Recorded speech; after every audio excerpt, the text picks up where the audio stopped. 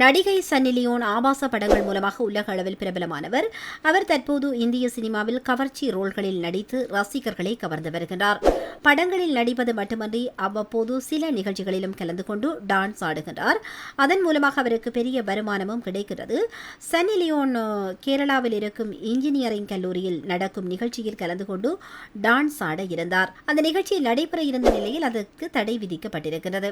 College union இதுபோன்ற நிகழ்ச்சியை campus உள்ளே அல்லது வெளியோவோ நடத்த அனுமதி இல்லை என்று கூறியிருக்கிறார்கள். முன்னரெல்லாம் ஒரு கல்லூரி அல்லது பள்ளி விழாக்கள் என்றால் படித்து பெரிய பெரிய பதவிகளுக்கு போனவர்கள், மாவட்ட ஆட்சியாளர்கள், சாதித்தவர்கள், பணி நிறைவடைந்த சாதனையாளர்கள் என வாழ்வில் லட்சியத்தோடு வாழ்ந்தவர்களைத்தான் சிறப்பு விருந்தினராக அழைத்து வருவார்கள். ஆனால் இப்போதெல்லாம் ஜூட்டி பிரபலம், ரிலீஸ் போடும் பிரபலம் தான் இன்று கல்லூரி விழாக்களில் சிறப்பு விருந்தினராக அழைக்கிறார்கள்.